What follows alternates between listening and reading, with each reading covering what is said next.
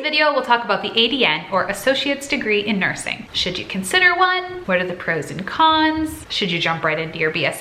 And we're going to cover all of that and more. If you're new here, welcome. I'm Liz. I'm a family nurse practitioner, but before that, I worked for many a year as an adult med surg and pediatric nurse. And I have been very fortunate through those experiences to work with many different nurses, LPN, ADN, BSN, and I've gotten the chance to talk with them about like, how do you feel about it? What would you do differently? And I'm super excited to share all of those insights I've gained through that with you. First, let's talk about what is the ADN, what's a BSN, and what are the common options to becoming a nurse if you're just like, I want to become a nurse, I don't know really where to go from there. An ADN is an associate's degree in nursing. Having your ADN prepares you and allows you to sit for the NCLEX.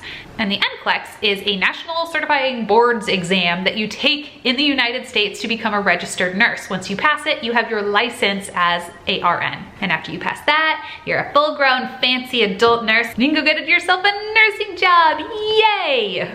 Great, so that's one option, ADN. What's the other common option? A BSN, a Bachelor of Science in Nursing. This is your 4-year university degree, and it also prepares you to take the NCLEX so you can be a full-grown adult nurse who can go and get a job. This program includes some upper-level classes that are geared strongly towards research and integrating evidence-based practice into medicine. Leadership, advisement, I don't know, all that other thrilling stuff. But let me be clear here. You take the same core nursing classes, you have the same clinical, you are given the same skills. The only difference is the BSN has these other classes that kind of help support your higher learning. I don't even know, guys. I call them fluff, but I mean, I have a BSN, but they're kind of just fluff. There's also accelerated nursing programs and master's entry programs, but those are less common, so today's video, we're not even gonna worry about those. I do have a video on accelerated nursing programs. If you're interested, I will link it at the end here.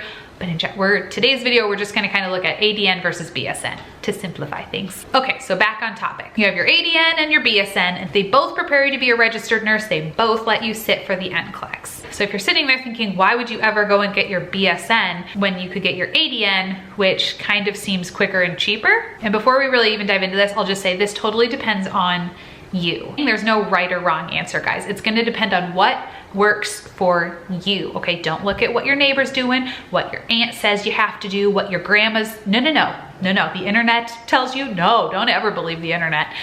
This is totally personalized to you, okay? So remember, there's no right or wrong, there's just what works the best for you. All right, with that being said, the bachelor's degree does give you a few advantages.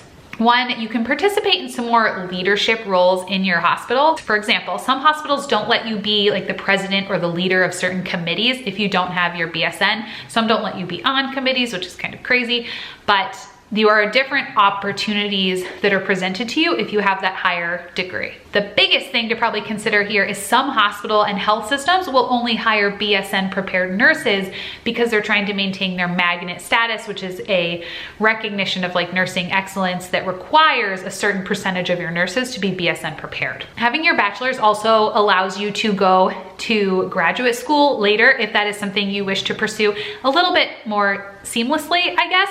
Now, not all graduate programs require a bachelor. Some of them now are starting to do like ADN to MSN, DNP swoops.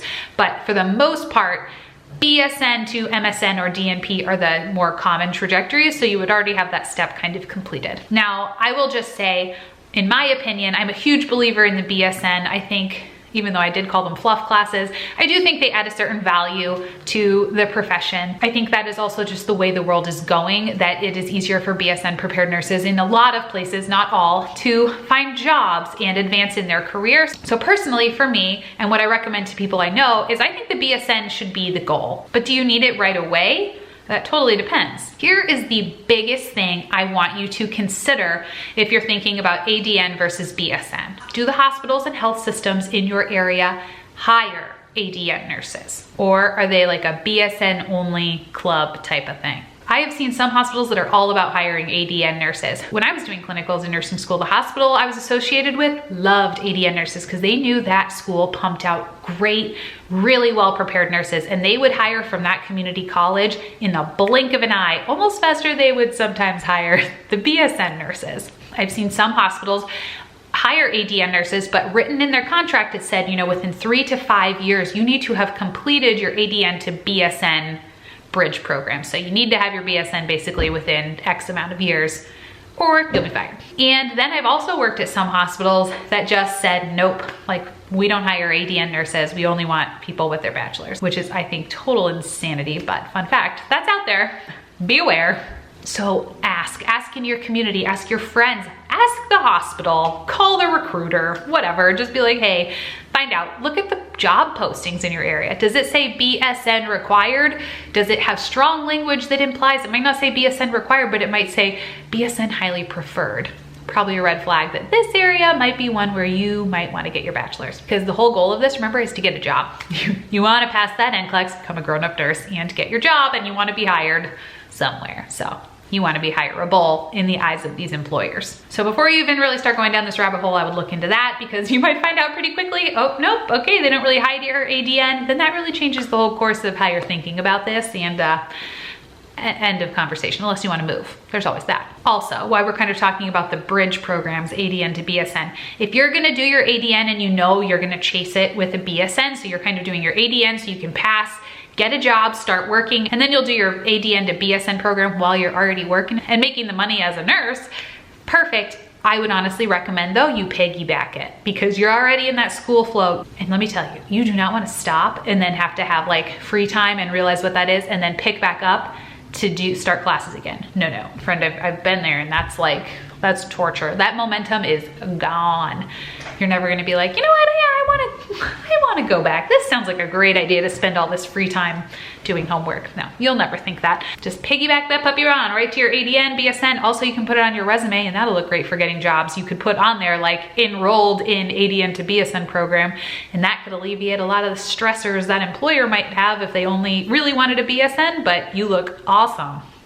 Their problem is solved. And one of the questions that you guys had when I was saying I was gonna do this video is, are online programs for this ADN to BSN transition okay?